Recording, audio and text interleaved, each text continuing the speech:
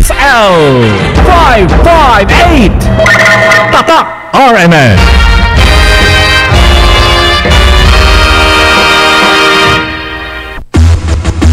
Narito na ang numero 1 pagbabalita sa radyo na araw-araw. Pinakikinggan sa Luzon, Visayas at Mindanao. KBP Golden Dove Best News Program. Mula sa Head News Center ng pinakamaraming himpilan at number 1 na radio network ng bayan, RMN. Ito ang numero 1. RMN News Nationwide. RMN News Nationwide. Kasama ang maasahang broadcaster, Buddy Oberas, at ang KBP Golden Dove Best Newscaster, Weng de la Peña. RMN News Nationwide.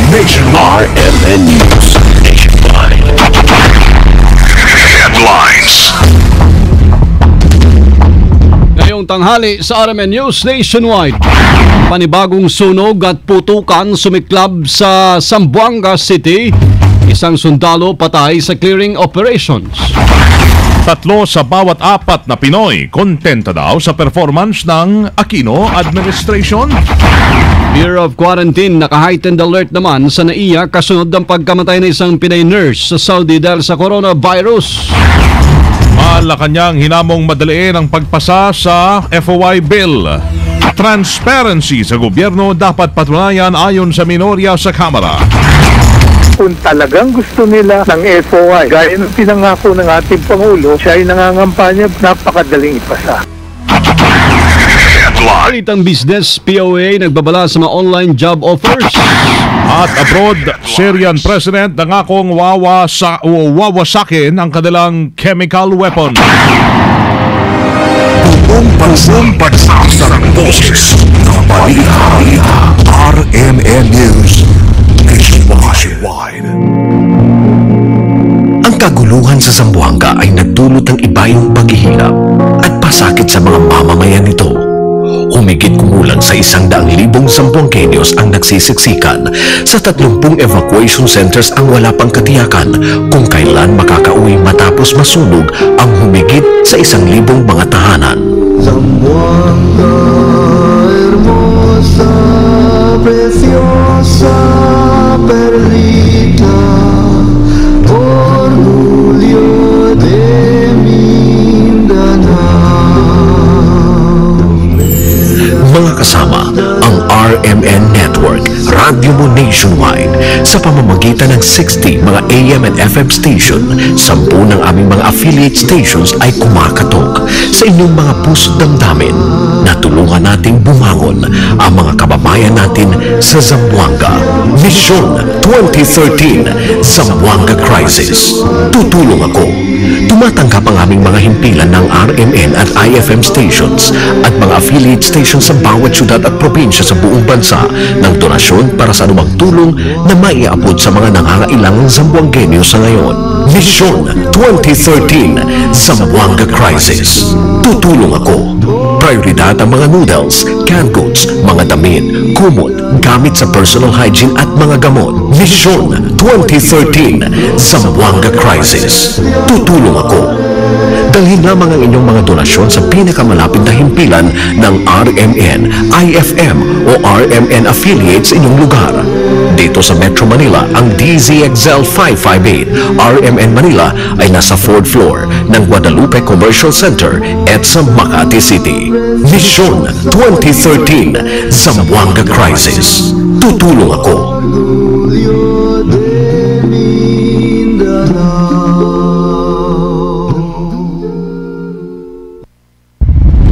Pinakamalaking mga balita, abot sa bawat Pilipino, saan man sa bansa.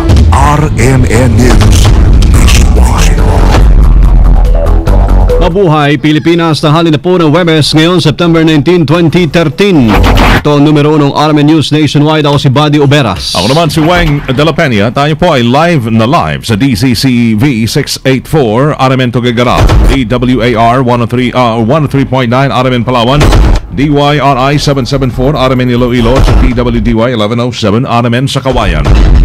Live pa rin tayo international by www.rmnews.com. TV para sa streaming at WRMN New York, USA. At sa lahat po natin mga number 1 AM stations sa buong bayan. RMN News Panahon. Unahin lang po natin ang lagay ng panahon mga kasama. Patuloy pa rin sa paghagupit ang bagyong si Odette sa Hilagang Luzon. Sa pinauhuling weather bulletin na nilabas po ng Pag-asa, huling namata ng sentro ng bagyo sa layong 610 kilometers sa silangan ng Tuguegarao City. Paglayho nito yung lakas ng hangin na umabot sa 140 kilometers sa bawat oras, malapit sa gitna at pagbugso namang 170 kilometers kada oras. At dahil dito ay kumikilos ang bagyo kasamang Wengho, makasama sa Pakanluran, bilis na 13 kilometers bawat oras. Oy, nasa ilalim na ho ng Storm Signal number 2 ang ilang lugar sa Luzon, ha? Partikular sa Cagayan, kabilang na yung Calayan at Babuyan Group of Islands. Nasa Signal number 1 ang Apayao, Ilocos Norte, Abra, Kalinga, Isabela at Batanes Group of Islands. At samantala'y patuloy din namanong ay paigtingin ng bagyo na yan ang epekto ng Southwest Monsoon o yung habagat na naman na siyang inaasang magdadala ng mga pagulan at thunderstorm sa Mindoro, Marinduque, Romblon, Palawan, Western Visayas, kasama na ang Zambales at Bataan. Sa Zamboanga. Muli pong sumiklab mga kasamang sunog doon sa Barangay Santa Catalina, Zamboanga City kanina umaga kasabay ng mga pagsabog at putukan. Maliban dito yung kinumpirma ni AAP spokesperson Lieutenant Colonel Ramon Sagala na may isa pang sundalo ang nasawi sa patuloy na clearing operation. Sa kabila po ito may 15 MNLF members naman ang sumuko, 10 kagabi, habang 5 naman kanina umaga na kasalukuyan na sa Catalina Barangay Hall. Samantala pinag-aaralan ng Department of Education ang mga paraan para makahabol daw sa lecture ang mga mag-aaral na naapektuhan ng bakbakan. Mula nang sumiklab ang kaguluhan, may 2 linggo nang walang pasok sa buong Zamboanga at ginamit nga pong evacuation center ang mga paaralan.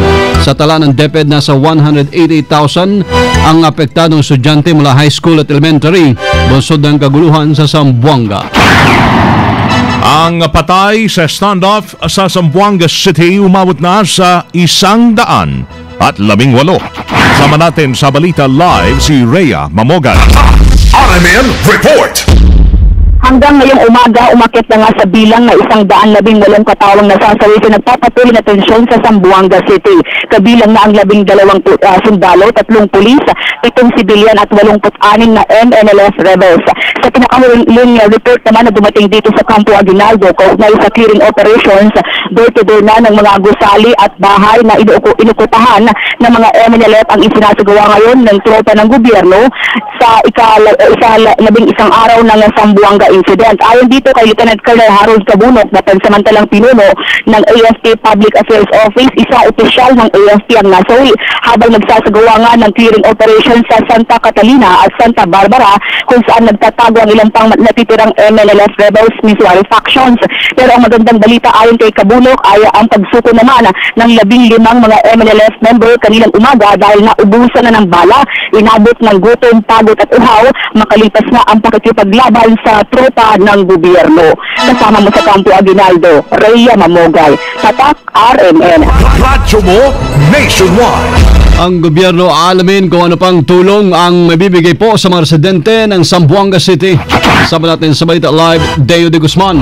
RMN Report. Inihayag ng Palasyo ng Malacanang na magsasagawa ng assessment ang mga kinaukulang tanggapan ng pamahalaan sa mga lugar na naapektuhan ng kaguluhan sa Zamboanga City. Ayon kay Presidential Spokesman Edwin Lacierda, ito ay upang malaman ng pamahalaan kung anong tulong ang ibibigay sa mga apektadong residente ng naturang lungsod. Kasabay nito ay tiniyak ni Lacierda na handa at hindi pababayaan ng pamahalaan ang mga residenteng labis na naapektuhan ng nagpapatuloy na standoff sa Zamboanga City. Sinabi din ito na pinagtutuunan na ng pansin ng Department of Social Welfare and Development ang rehabilitasyon ng lungsod. Una nang tiniyak ng Palasyo na may sapat na pondo ang gobyerno para tugunan ang pangangailangan ng Zamboanga City.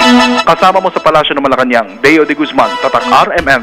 Radyo mo nationwide. Ang barko ng Philippine Coast Guard may lulang relief goods at medical teams na ay dumating na ho sa Zamboanga. Kasama natin sa balita si Angel Ronquillo live. RMN Report. Dumaong na nga BRP Pampanga sa Zamboanga City na may durang relief goods. Ayon kay Commander Arman Balilo, ang tagapagsalita ng Philippine Coast Guard, Nagmula pa sa Cebu ang naturang barko matapos ang halos isang buwan na pagtutok sa search, rescue and retrieval operations sa lumubog na MV St. Thomas Aquinas. Nila ng barko ang mga relief goods na nagmula sa DSWD na kinabibilangan ng 650 sako ng goods na naglalaman ng bigas, tubig can, goods at noodles. Tinatayang makikinabang naman dito ang mahigit sa 6,500 pamilya na kasalukuyan na nagkakanlong sa iba't ibang mga evacuation sites. Maliban sa relief goods, sulungan din ng BRP Pampanga ang 4 na doktor at medical teams. Samantala, patungo na rin aniya sa Zamboanga ang 2 pa nilang barko na BRP EDSA at BRP Corregidor na may lunan din relief goods at medical teams. Kasama mo sa lungsod ng Maynila, Angel Ranquillo, Tatak, RMN. Radyo mo nationwide. Ang Pangulong Noynoy Aquino ay mananatili pa sa Zamboanga City. Sama natin sa Balita Live si Conde Bata. RMN Report. Mananatili pa ang Pangulong Noynoy Aquino sa Zamboanga City. Sa pagsalang sa budget ng Presidential Communication Operations Office ay sinabi ni PCOO Secretary Herminio Coloma na hindi pa tiyak kung kailan ang balik ng Pangulo sa Metro Manila. Anya pa, depende sa assessment ng Pangulo kung kailangan na ba niyang iwan ang operasyon sa Zamboanga City. In our report that we are not able to give very specific details about the President and his movement in Zamboanga City because as we are well aware, it is a conflict zone. There is an active armed conflict taking place and the security protocols will have to be observed. Suffice it to say that the President has been monitoring all of these developments. He has been performing his duties as Commander-in-Chief and Chief Executive. He has been in constant touch with cabinet officials and Samantala, humingi din ito si Coloma ng paumanhin sa publiko na hindi nila maaaring sabihin kung nasaan sa Zamboanga City ang Pangulong Aquino para nalin sa seguridad nito. Nanawagan din ito na tigilan na ang pag-iintriga at pamumulitika sa krisis sa Zamboanga City na iniuugnay pa sa idwaan ng Pangulo at kay Vice President Jejo Marbinay. Kasama mo mula sa Kamara, Conde Bata, Tatak RMN. Radyo mo nationwide. Sa ibang balita, makasama kontento ang 3 sa bawat 4 na Pinoy sa trabaho ngayon na Administrasyong Aquino. Ito'y batay sa pinahuling social weather station na isinagawa survey po ito noong June 28 hanggang 30 sa 1,200 na mga kataong edad 18 pataas. Sa survey, 75% ng mga Pinoy ang kontento habang 9% ang hindi kontento. Dahil sa 6% ang hindi naman nagpasya. Ibig sabihin, plus 66 o very good daw ang satisfaction ratings ng gobyerno na panibagong record high. Mas mataas ito ng 13 puntos kumpara sa very good o yung plus 53 na naitala noong nakaraang 3 buwan. Nakuha rin administrasyon na mas mataas sa satisfaction ratings kumpara sa mga nagdaang pamahalaan. Ayun pa man, baba ang ratings ng gobyerno kaugnay ng issue ng pagbasura sa korupsyon, ay pagkasundo sa mga rebelding Muslim at ay pagkasundo rin sa mga komunistang rebelde. Naka-heightened alert ang Bureau of Quarantine sa NAIA. Bakit? Yan daw sa kasunod ng pagkamatay ng isang Pinay nurse sa Kingdom of Saudi Arabia na tinamaan ng Middle East Respiratory Syndrome coronavirus. Ayon sa Bureau of Quarantine, mas paigtingin pa nila ang kanilang monitoring sa mga paparating na pasero, lalo na yung mga galing ng Saudi. Pinaalalahan na din ang ahensya mga OFW na galing sa Arabian Peninsula na magpakonsulta sa doktor kung may nararamdamang sintomas ng MERS o COV, gaya ng lagnat, ubo, nahihirapang huminga, 10 araw na matapos dumating sa bansa. Matanda ang kinumpirma ng DFA na namatay nga ang hindi pinangalan ng 41 anyos na Pinay noong August 29 matapos na ma-admit sa ospital noong August 12. Matapos matinik sa lalamunan hanggang sa nagkalagnat at nauwi sa respiratory problem. Tinik lang inilipat sa intensive care unit ang Pinay matapos makumilang nagkaroon nga ito ng pneumonia hanggang sa madiskubreng kinapitan na ito ng coronavirus. RMN News Negosyo. Mga kasama, babala po sa mga mahilig sa online job offer. Nanawagan ang POEA sa mga Pinoy na nais magtrabaho sa abroad laban sa mga job offers na galing lamang sa libreng email services. Sayon ho kay Administrator Hans Kakdak, hindi dapat basta raw ho magtiwala sa mga online job offer gaya sa Yahoo, Gmail at iba pang social networking sites, lalo na kapag ang sender ay nangingi na ng pera. Dapat ay maberipikang maigi sa mga employer sa pamagitan po ng Philippine Embassy o ng Libertasyon natin. Agad ding i-check kung nakarehistro sa PUA ang employer at kung ang hiring process ay galing sa PUA license recruiter. RMN News Abroad.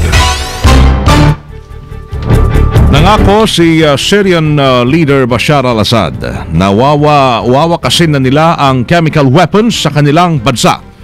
Pero sa isang panayam sa leader sa Fox News, aabutin pa umano ng taon para ito'y magawa dahil hindi basta-basta ang pagsira sa mga nasabing armas. Kailangan din niya ng bilyong alaga ng pera para tuluyang masira ito. Ngayon man, nilino ni Assad na sa ngayon ay hindi wawasakin ang chemical weapons dahil sa mga banta ng Amerika.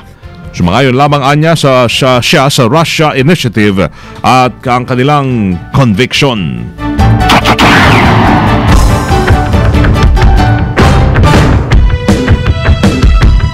Live tayo mga kasama mula po sa RMN News Center, Makati City, Metro Manila, Philippines. Inyong narinig ang numero 1 RMN News Nationwide, Webes ng tanghali, September 19, 2013. Tagat Davao, susunod na dyan ang RMN News Diretso Balitang Davao sa DXDC 621. Panoorin po ating naging pagbabalita ngayong alas 12 ng tanghali, mga kasama. Sa YouTube yan, i-type lamang ang RMN News Nationwide. Thank you Lord, muli po tayo nagkasama-sama. Dino sa inyo naging panahon ho sa amin. At kasama nyo sa Serbisyo Publiko, ako si Buddy Oberas. At Weng de la Peña. Dito pa rin sa tahanan na may pinakamaraming number 1, pinakamaraming himpilan. RMN. Radyo mo nationwide. Ang pinakamalaking mga balita habot sa bawat Pilipino. Saan man sa bansa. RMN News Nationwide. Oras na din ng PhilHealth, alas 12:16. That news was brought to you by Maxi